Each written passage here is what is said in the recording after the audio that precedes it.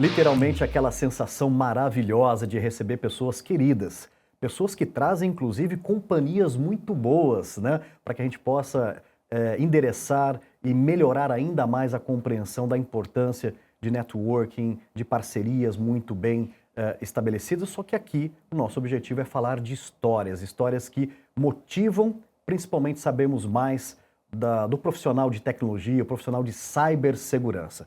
E o meu convidado de hoje é um grande craque, Ronaldo Andrade. Ronaldo, prazer poder te receber aqui. Poxa, prazer todo meu, uma honra fazer parte desse projeto incrível e lindo, né?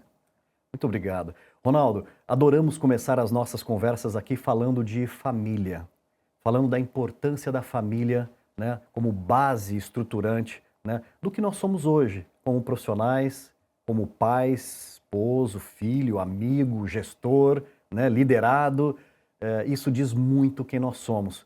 Você, de uma forma muito aberta, né, classifica como uma família amorosa, né, com muito carinho, né? Queria que você lembrasse um pouco dessa fase, né, boas lembranças da infância. Como que foi, Ronaldo? Cara, minha infância foi marcada pela liberdade de você poder sair na rua e jogar bola, empinar pipa, brincar de lutinha. Que legal. Toda aquela dinâmica que a gente tinha na década de 80, 90. De você poder ir na casa dos vizinhos, né, almoçar na casa dos amigos, jogar bola. Eu lembro que a gente acordava, meu pai sempre acordou muito cedo, a gente acordava às 6 e pouquinho, 7 horas já estava na rua, de bermudinha e pronto para jogar bola, assim, com tijolos para fazer o golzinho na rua. E essa era a nossa diversão. E não parava de empinar pipa nunca, assim. Tava chovendo, a gente fazia pipa de plástico para empinar pipa, assim. E era todo mundo muito amigo, assim. Eu nasci ali na Vila Maria, né, na Zona Norte de São Paulo. Tenho vários amigos ali e consequentemente, a gente cresceu junto, né? E você via até os 12, 13 anos, aquele negócio de time da rua de baixo contra o time da rua de cima. Parece um pouco a Turma da Mônica, né? Mas minha infância é basicamente essa. Que legal. E aquela coisa, né? Acordava cedo para ter mais tempo para brincar. Para fazer nada. Para não fazer nada. E os amigos que não chegavam cedo, a gente ficava lá batendo na porta. Ô, vamos. Exatamente. Vamos lá, precisa dar timinho, né? Tocava a campainha e aí... Eu lembro que meu pai a gente morava num prédio de esquina, meu pai descia, e aí meu pai ia na esquina e assoviava, assim, né? Eu não sei assoviar. Bem forte, assim, né? Eu só ouvia aquele assovio, na hora eu já falava, ó, entra no meu lugar que meu pai tá aí, eu preciso voltar para casa. Aí voltava para casa, fazia as coisas ali, né? Varre aqui, você não varreu, você não sei o quê, aquele negócio de pai estruturando o filho para ser um adulto melhor, né? Você tinha as obrigações dentro de casa e como toda criança, às vezes eu não fazia, né? Às vezes era mais legal jogar bola, andar de skate do que lavar a louça do jantar anterior. Deixava para lá, mas depois eu fazia, mesmo puxando minha orelha, eu fazia. Ronaldo, você nos trouxe aqui uma passagem na sua jornada muito bonita, eu adoro esses insights, que sempre buscando ali dar o primeiro passo, uma oportunidade de trabalhar, de ganhar um primeiro dinheiro. Poxa, e você foi balconista, né? Sua primeira oportunidade numa casa maravilhosa que ensina muito, né, as pessoas o que é hierarquia, respeito, né? Ou seja, o ato de servir, que é o McDonald's. Exatamente. Né? Conta um pouco pra gente. Primeira experiência, Mac. Primeira experiência registrada, né, de carteira, como diz a minha família. De carteira. Foi McDonald's, assim, onde eu aprendi processos, procedimentos, hierarquia, né? A gente brincava que você tinha duas estruturas para você se tornar uma pessoa melhor. Ou ia para o exército ou ia para o McDonald's.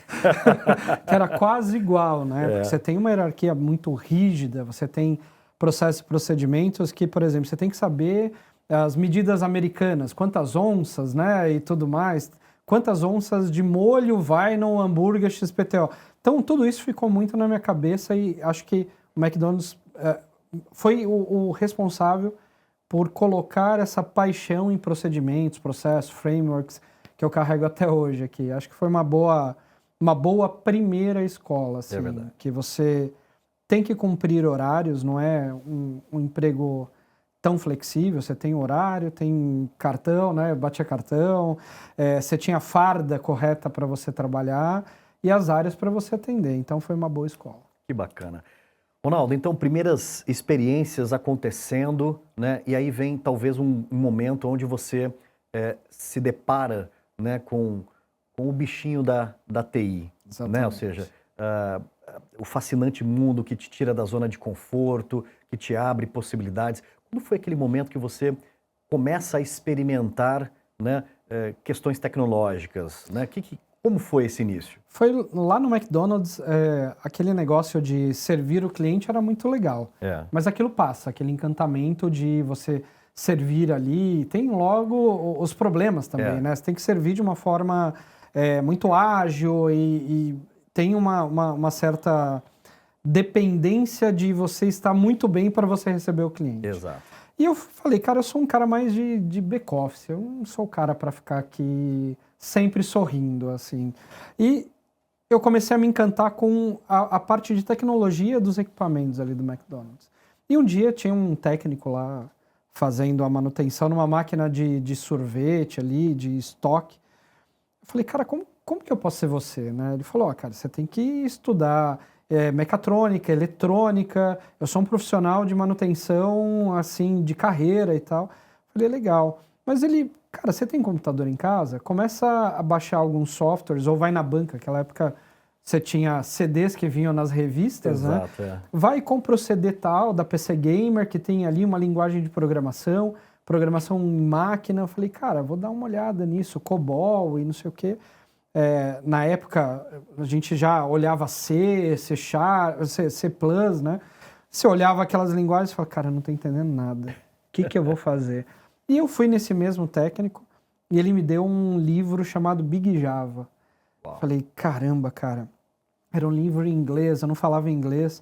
Falei, se eu reproduzir isso que tá aqui no livro, eu acho que vai sair alguma coisa no computador. A gente tinha um 386 em casa, que era um legado de família.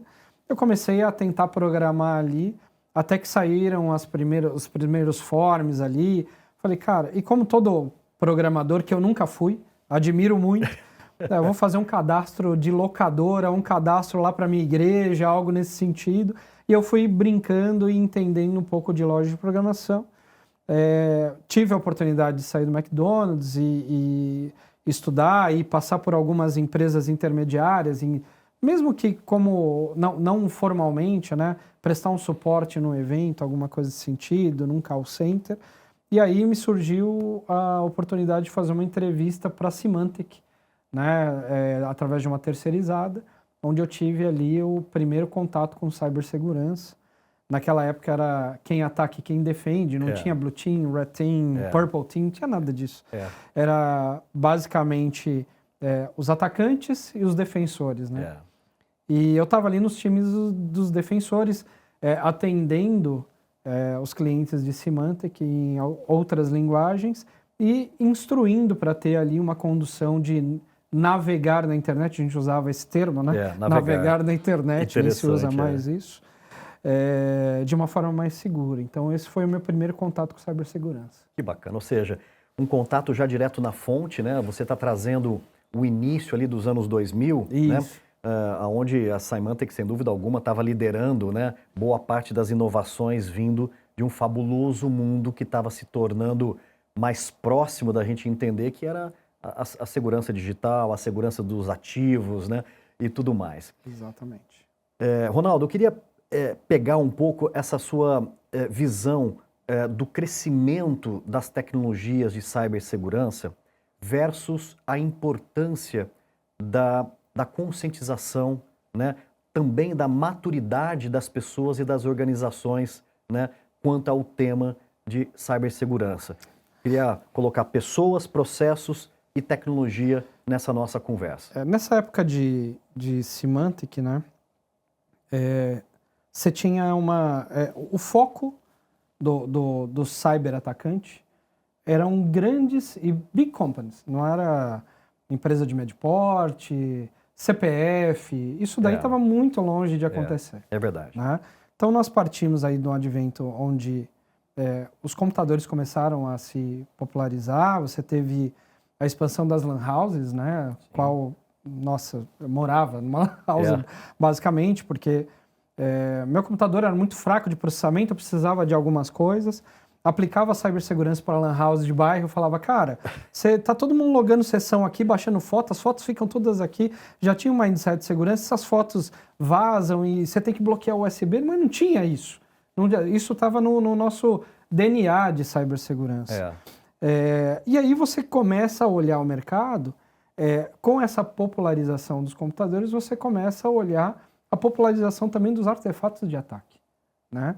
Onde você, às vezes, trocar o source code de uma aplicação e pulverizar essa aplicação de uma forma indiscriminada, você criava os backdoors, você criava alguns gatilhos ou facilidades para você, de forma ilícita, acessar algumas empresas. E a gente começou a fazer avaliação disso, porque começou a crescer muito a venda de produtos da Norton, na época da Symantec, mais voltados para empresas com maior porte, né? Foi aí que a gente começou também a avaliar artefatos dentro de casa. Como era terceirizado ali, eu tinha que pedir na verdade eram para os gerentes, hoje a gente fala das engenharias, né? Gerente de desenvolvimento, dá um pouco de atenção e fala, cara, olha aqui o que o cliente me mandou. O cliente me mandou um arquivo que se ele clica 2 vezes, o mouse dele mexe sozinho. Algo nesse sentido. Às vezes o cliente vinha para você e falava assim, cara, o e-mail da AOL foi invadido, né? E o cara colocava uma senha 1, 2, 3, 4, 5, 6, arroba, e estava tudo certo. E esse era o nosso mundo. Então, sai do pequeno ataque para o médio ataque, e aí você começa, né? Eu já em outra empresa, que eu vou contar, é bem engraçada a história de como eu entrei na companhia. Quando eu venho para essa nova empresa, para o grupo grande, você começa a se deparar com esses ataques mais arquitetados, mais eficientes e muito mais elaborados, quase chegando ao que a gente tem hoje aí, né? Então, a gente, traçando uma timeline, você sai de um ataque ao seu e-mail da UOL que vinha no CDzinho, para uma média empresa, uma contabilidade, um escritório jurídico, para Big Enterprises hoje, e a gente sai daquele script kid, daquele atacante que tinha ínfimo poder de computação, para os dias de hoje, onde você tem alto poder computacional, muito dinheiro no cybercrime, muito tempo, muitas organizações por trás, às vezes governo, às vezes organizações subsidiando ataques diretos. Então você tem uma timeline que não se equilibra, né? Em pouco espaço de tempo. Que bacana. Ronaldo, pegando aqui um gancho, né, olhando a sua trajetória, então você, entra nesse fabuloso mundo com uma visão de querer, de paixão, de aprender, aprende bastante, e aí eu vejo um caminhar seu também para construir carreira. Exato. Né? Ou seja, deixar um legado nas pessoas, fazer grandes ciclos e grandes entregas, né? Como que foi nessa sua jornada até os tempos de hoje? Hoje você tem uma cadeira, né, importantíssima, né, num tema super crítico, né? Como que foi essa construção para chegar até aqui? Não foram tempos fáceis, assim. Eu acho que foram tempos difíceis, onde eu precisava, obviamente, me esmerar para sair atrás de certificações, de conhecimento, de graduações, de cursos relacionados a... Não tinha essa abundância tão grande que a gente tem hoje, né? E me dediquei muito à parte de open source e à parte de certificações, tanto de Linux quanto de Windows, e isso fazia muito parte do que eu fazia. Isso me levou para uma nova companhia, saindo da Symantec para construir uma carreira. E que te disse que era engraçado, que eu fui na época a gente tinha agências de emprego. Acho que deve ter hoje, mas hoje você tem Headhunter, né? Então você preenchia uma ficha lá no centro da cidade, uma agência te captava e te mandava para as entrevistas.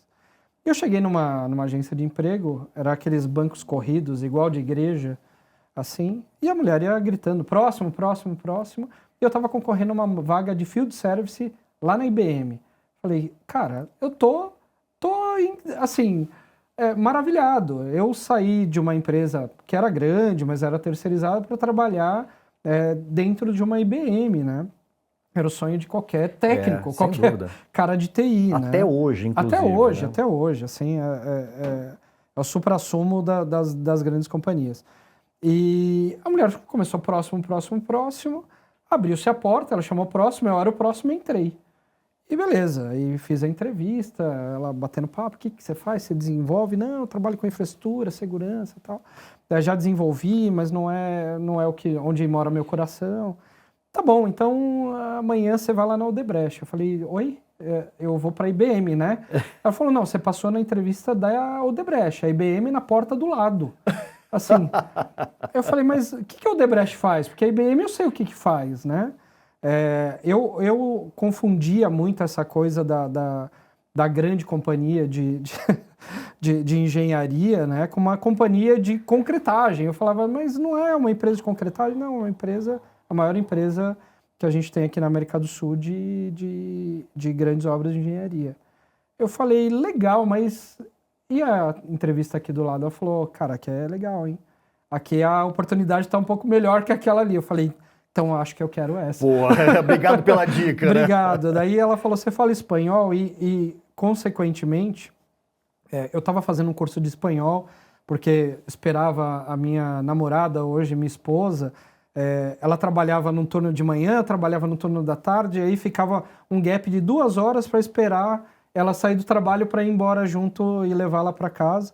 E eu arrumei uma aula de espanhol aí, e assim, eu não acredito em coincidência, eu acredito em jesucidência. Eu também. As coisas foram caminhando dessa forma, fiz a entrevista em espanhol e eu estou há quase 19 anos nessa mesma companhia, Fantástico. 17 como funcionário e dois anos como terceiro, né? Entrei numa terceirizada ali e começo na área de field service, no atendimento espanhol e português, né? Atendendo ali o help desk corporativo. E quando eu entro ali, o meu líder, ele falou uma coisa que me marcou muito. Ele falou, cara, você é o funcionário 02 aqui, do projeto do Help Desk, que a gente entende que isso aqui é um celeiro de talentos. Se você for bom, você vai perpetuar. Falei, cara, eu vou fazer o máximo para ser o bom, assim. Eu não vou ser excelente. Excelente a gente só tem um, mas eu entendo que eu vou ser um cara que vai suprir as suas necessidades, nem que eu tiver que sangrar para isso. E ele olhou isso e falou, cara, você é que a gente chama de sangue nos olhos hoje, né? Eu era intrépido, né? Testudo, né? Ali para chegar. Entrei na companhia, aí fui para a área de infraestrutura, e lá na companhia a gente tem uma coisa que é suceder e ser sucedido. Isso é da TEL, da tecnologia, da parte teórica e operacional da companhia, né? O manual de boas práticas ali da companhia, é a nossa cartilha até hoje. E a TEL, né, ela coloca que para você se movimentar dentro da companhia, você tem que deixar um sucessor. Sim. E tão bom quanto você, porque esse sucessor é teu legado.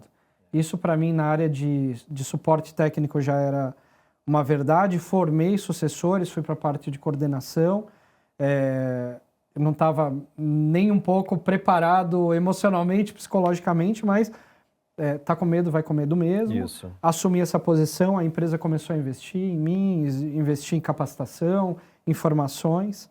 Vim para a área de infraestrutura mais operacional, que hoje a gente chama de operações. Depois de operações, eu fui fazer a parte de quality, como, você já viu o sistema, você já programou? Cara, eu programava em .NET um pouquinho, em Pleris, em linguagens de baixa, né, para fazer Pleris. E fui para a área de qualidade de software, que foi um desafio imenso, assim, trabalhar com linguagens QA, estruturadas, né? com QA, com esteira. Falei, cara, beleza, tô curtindo aqui, mas vamos colocar a minha paixão por segurança nesse processo. Então a gente começou a colocar um pouco de governança e risco nessa área. A empresa, ela dissipou as suas áreas de tecnologia, a gente chegou a ter 800 profissionais de tecnologia dentro do grupo, tinha andares de TI. A gente dissipou isso e cada empresa assumiu o teu núcleo de TI. Eu vim para um dos braços da empresa do ramo imobiliário, onde ali eu fui generalista. Então eu já tinha CyberSec, já tinha infraestrutura, já tinha mobilização de obras, já tinha tudo. E conforme você ia mobilizando obras, você tinha que colocar a tua expertise, né? E trazer profissionais para você deixar esse legado. Porque no começo, que a gente chama de PA, o plano de ação, a carreira, eu acordava em São Paulo, tomava café, almoçava em Minas Gerais e jantava em Buenos Aires. Não fazia o menor sentido. Você tinha que ter ali pessoas do teu conhecimento, da tua confiança, para seguir o teu processo de tecnologia e implantação. E sempre tive gratas surpresas de trazer profissionais que hoje estão no mercado, estão liderando. Eu fui um dos liderados de vários que sentaram aqui. Posso citar o Rui, fui par do Rui, Luiz Rogério, que hoje está de volta para casa no nosso grupo econômico ali. Exato. Que sentou nessa cadeira. Para mim é uma honra estar aqui também falando dele, um cara que me ensinou demais. E ele me ensinava esse negócio de suceder e ser sucedido. Até hoje, quando eu venho para a Orens Risk Advisor, que é uma empresa de seguros e riscos do Grupo Novo Honor ainda, né? Antiga Odebrecht. Eu tenho meu time, a gente faz esse lance de suceder e ser sucedido. Fantástico. Se eu tiver que fazer uma movimentação lateral profissional, eu já tenho sucessores aqui que podem honrar minha cadeira. Muito bacana. Aí, né, Ronaldo, fica claro o porquê de uma jornada de 17 anos, né, aonde, de fato, não foi numa empresa só. Foi, na verdade, num grande desafio, numa companhia que reinventou, que inventou muita coisa, que construiu muita coisa, né, e com esse propósito bonito, né, de deixar legados firmes, né, que é o exemplo claro do resultado e da entrega que você proporciona ali. Muito legal. Exatamente. Lá a gente tem a confiança no homem, que é a delegação planejada. Isso permeia toda essa parte de suceder, ser sucedido de uma forma ímpar. Então vamos jogar essa nossa conversa um pouco para cyber, né? Que é Vamos uma lá. paixão Vamos sua, lá. uma paixão minha também, desde criança. Um dos pontos importantes que a gente sempre fala aqui é o tripé, né? Tecnologia, processos e pessoas. E eu queria dedicar uma atenção especial para esse pilar de pessoas, né? Mais do que uma inquietude, estamos movimentando muito aqui um manifesto, né? Para que a gente possa, de fato, investir não só na conscientização, mas principalmente na preparação, né, das nossas pessoas para esse momento que a gente está vivendo, que é surreal, né? Ou seja, ataques, técnicas, né, engenharias sociais ainda mais elaboradas, né, e as nossas pessoas, né, ali sendo o principal vetor de ataque, né, conhecido. Queria falar um pouco de pessoas em cyber e a importância da gente investir nelas para que elas possam se tornar o elo forte dentro dessa cadeia. E aí, Ronaldo? Eu começo essa parte falando uma frase que eu gosto muito, que é colaboradores fortes, empresa forte. Empresa forte faz uma nação robusta em cibersegurança. É uma cadeia, é um elo onde eu falo que... Eu sou muito avesso a esse negócio que o usuário é o elo mais frágil. Eu acho que o usuário é o elo mais forte. Eu acho que a primeira porta de entrada de um cyberataque hoje, está em 2024, a gente, através de alguns monitoramentos que nós fazemos dentro da companhia, nós entendemos que o CPF hoje é a grande área de vulnerabilidade para um hit no CNPJ. Sim. Né?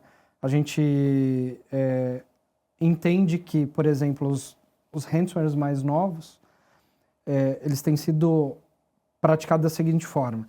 Você faz a cooptação de um CPF, seja de um estatutário, de um funcionário da companhia. Você, através de utilização de inteligência artificial, você começa a fazer extorsão em cima daquele CPF, daquela pessoa, falando que vai publicar fotos, que vai publicar alguma coisa que vá manchar a pessoa em mercado ou na sociedade. E o cyberatacante ele não pede mais o Bitcoin ali para essa pessoa, porque ela não vai ter. Pede uma credencial válida com um MFA, com múltiplo fator de autenticação.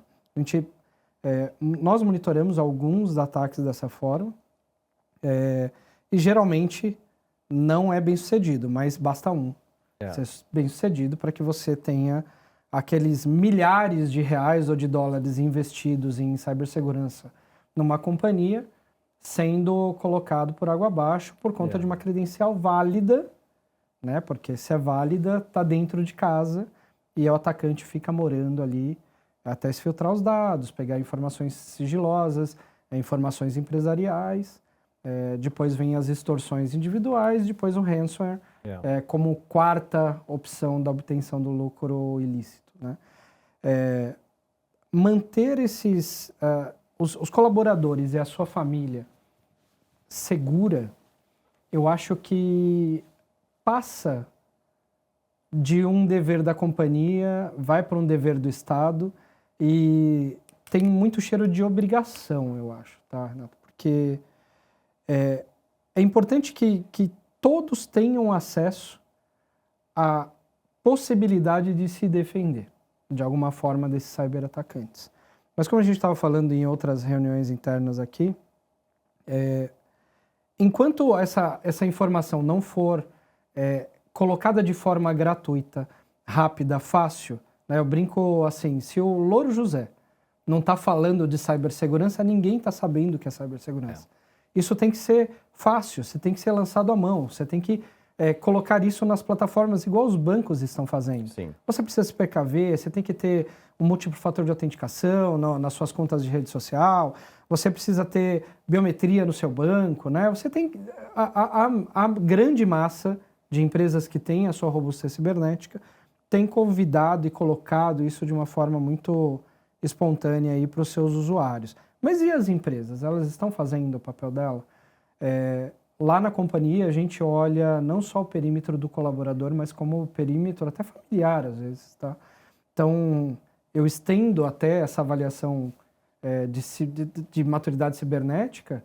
Se você teve dentro da sua família um incidente, me avisa que a gente vai bater um papo, eu vou te ajudar para que você consiga dissipar essa informação e, obviamente, para que essa vulnerabilidade não toque, né, o perímetro dos nossos acionistas aqui na empresa.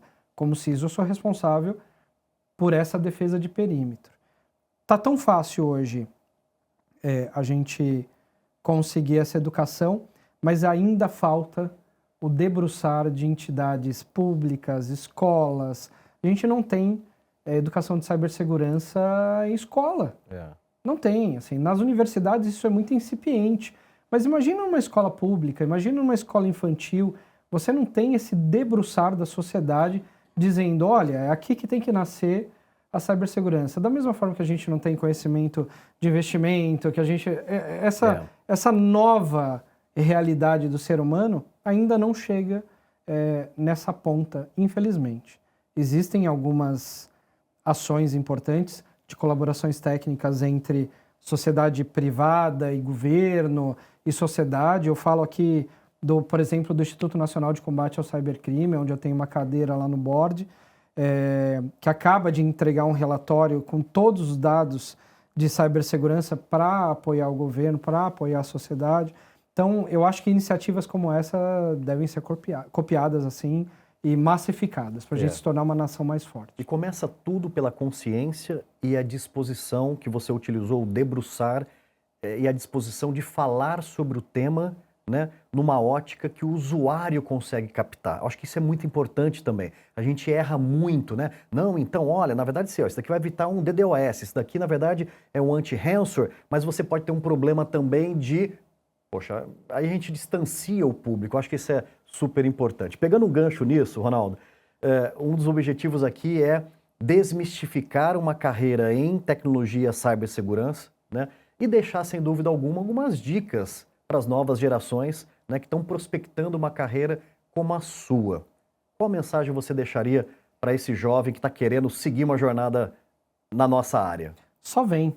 Vem. Só vem. Vem de mergulho. Diferente da época que muitos CISOs, passaram aqui começaram, hoje você tem documentação farta, você tem, obviamente que você tem que crivar a fonte daquela documentação, daquele curso, mas você tem universidades americanas, europeias, dando curso de cibersegurança de graça, com certificação. Se você olhar no meu LinkedIn lá, eu tenho mais de 56 certificações internacionais.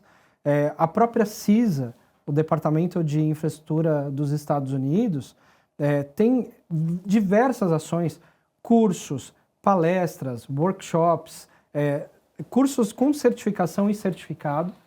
E isso é muito válido no nosso mercado aqui, de graça. Hoje está tudo muito à mão, né?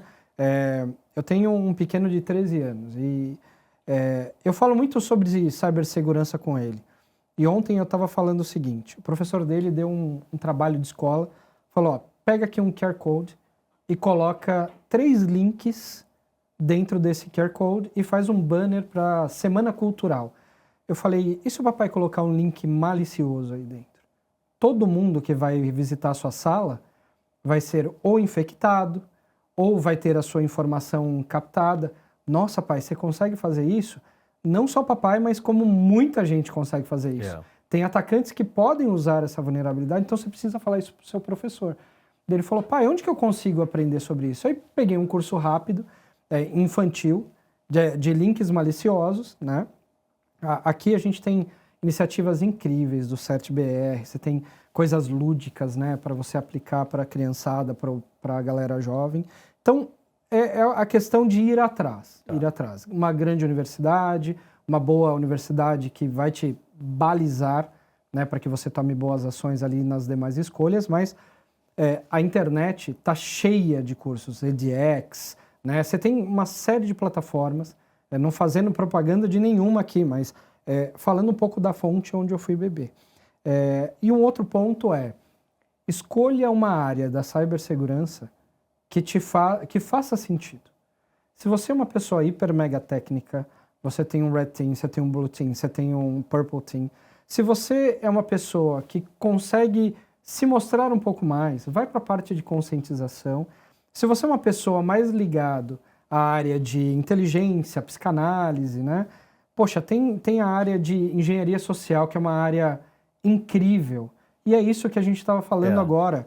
Não adianta uma empresa... O Mitnick falava isso, né? Não adianta você ter uma mala de dinheiro investida em cibersegurança se você não tem, por exemplo, a inteligência emocional para lidar com o ataque. Se você está suscetível a uma engenharia social, né? Que leva muito pela amizade, pela necessidade. Né? Tem um vídeo muito legal que eu deixo aí para a galera procurar. É um vídeo que aconteceu há alguns anos na DEFCON, lá na feira em Las Vegas, que uma moça usando engenharia social colocou ali o choro de um neném no computador, ligou para a operadora. É incrível. E pelo senso de urgência, o operador do outro lado deu o password de uma conta do entrevistador ali. Foi uma experiência social controlada, obviamente, mas de super êxito. Então, essa parte de engenharia social me encanta muito e é uma das coisas que a gente mais investe lá na companhia. É verdade. Ou seja, cibersegurança é extremamente democrática, né, aberto o suficiente para poder acolher pessoas que têm objetivos múltiplos, processos, né? Pessoa que gosta de documentação, política, né? GRC, a parte de GRC, compliance, privacy, que está muito em alta. Né? Florence, aí você vai... Né, você tem, um grande parque, né, de grandes possibilidades para você se encontrar de uma forma muito bacana. Só vem. E vem com afinco, vem com garra e determinação que, como dizem os mais novos, vai dar bom. Vai dar bom. Venha com sonho grande, né? Venha com sonho grande, vem para fazer diferença na sociedade. Ronaldo, falar um capítulo aqui da importância da gente caminhar ao lado de pessoas boas, né? Que uma carreira, né? Você pode até criar sozinho, mas possivelmente o propósito, né, a jornada vai ser muito solitária, muito única ali, né? Ou seja, falar de pessoas, falar da importância de networking, a importância de termos pessoas como referência, né? Seja no lado profissional e do lado pessoal. Momento de lembrar de forma querida de pessoas, você já lembrou alguns nomes aqui, mas queria dar um peso importante e talvez aqui a quem, né, você diz um muito obrigado por essa jornada toda? Eu digo aqui um muito obrigado para o nosso CIO lá da companhia. Ele é o CIO da parte de engenharia, mas foi meu líder direto. Eu tenho líderes excelentes, Eduardo, Marcelo, que é nosso presidente, por terem me tirado ali de um PA, né, onde eu estava olhando somente infraestrutura, com um pouquinho de segurança, e me deram a oportunidade de nadar numa piscina que eu gosto muito, que eu acordo cedo mesmo se a água estiver gelada ali. Mas o meu muito obrigado aqui é para o Igor César, que é o nosso CIO lá da companhia, que é um cara que tem uma história muito bacana comigo. Eu estava em uma das empresas do grupo e ele veio me suceder, cara. E ele chegou e falou assim, eu já estava meio que mobilizando a minha transferência para outras empresas do grupo, e ele falou, cara, você quer caminhar comigo aqui? Falei, poxa, quero muito, né? Eu já tinha ali 15 anos na companhia, nesse negócio. Foi conversado com o board e falou, cara, sem o Ronaldo aqui não tem muito game, né?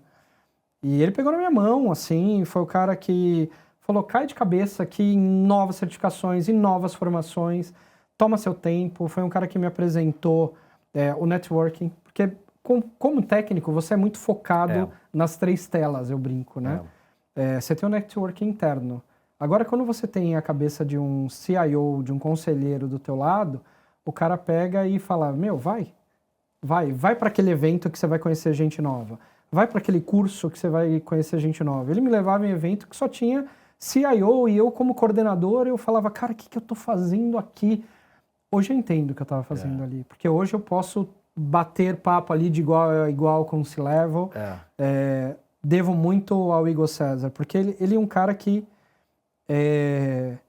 não somente na parte do CNPJ, mas é um cara que acompanhou o crescimento dos meus filhos, dava dicas, dica como pai. Ele é um cara que ele é só 10 anos mais velho que eu, assim, mas é um cara que, assim, até me embarga, mas é um cara que eu tenho extrema admiração pelo homem que é, pelo profissional que é, pelo caráter humano. Aliás, a nossa empresa tem muito isso de ter o caráter humano acima de tudo. E eu devo muito ao Igor César, que é o nosso CIO lá da companhia. Que bacana, que declaração bonita, que demonstração de humildade, né, de reconhecimento, seja do coração gigante de uma pessoa que carregou a gente junto e nos tornou, né, pessoas ainda mais generosas, ainda mais, né, com essa capacidade de humildade de dizer muito obrigado. Bonito da sua parte, Ronaldo. Muito obrigado. Muito bacana, que bonito. Um abraço, Igor. Aí, tamo junto, que velho. bonito. Ronaldo, além de trabalhar, além de estar junto com pessoas, você tem algum hobby aos finais de semana? O que você curte fazer? Cara, eu tenho a minha esposa fala que é um vício. Mas eu acho que não. Eu jogo videogame, assim. Jogo especificamente FIFA. Olha que bacana. Eu jogo desde 93. Caraca! Compro na pré-compra, participo de mentorias de FIFA. Adoro futebol, obviamente, e passo esse legado pro meu filho. Ele joga FIFA comigo, assim. Já tá jogando em alta, a gente participa de alguns campeonatos, adoro. Fora isso, eu tenho um hobby por carros, então, poxa, eu gosto da parte de tecnologia dos carros, da parte nerd dos carros, né? Não só de powertrain, de motores, mas eu gosto da parte de tecnologia embarcada desses carros. No advento agora dos carros elétricos, eu estou dando uma pirada nisso. Eu também, estou nessa fase sua. É muito gostoso, Sensacional. Né? E, assim, não é um hobby, mas é o que eu dedico muito ao meu tempo. São as ações pessoais da igreja, que para mim é a base da minha família, a base do que eu vivo. E eu gosto, não é um hobby, mas é a minha dedicação, assim. Então, eu divido muito bem o meu tempo entre a empresa, que me consome bastante, e eu sou muito grato por isso, mas é carro, é tocar um pouco de violão, jogar FIFA com meu filho e o tempo dedicado às questões eclesiásticas ali. Que bacana, tempo de qualidade, para pilares estruturantes da nossa vida, né, que nos nutrem no espírito, na alma, no corpo, né, nas emoções, e a cuidar muito bem disso. É isso Que aí. bacana. Ronaldo Andrade, aqui no Por Trás da TI, deixando um grande legado de uma história linda, de um grande guerreiro, né, um homem, um pai, um filho, um cara que eu tenho o orgulho, né, de poder chamar de amigo, Poxa, né, e a gente poder é criar recíproco. juntos, né, uma parte das nossas histórias, comungando junto, com muito respeito, com muita admiração. Muito obrigado, Ronaldo, e parabéns pela jornada. Muito obrigado, querido. Quero agradecer a todos e esse projeto é lindo, assim. Deus abençoe a todos e conte comigo para as próximas. Amém. Parabéns. Valeu. Aê! Missão cumprida. Foi incrível.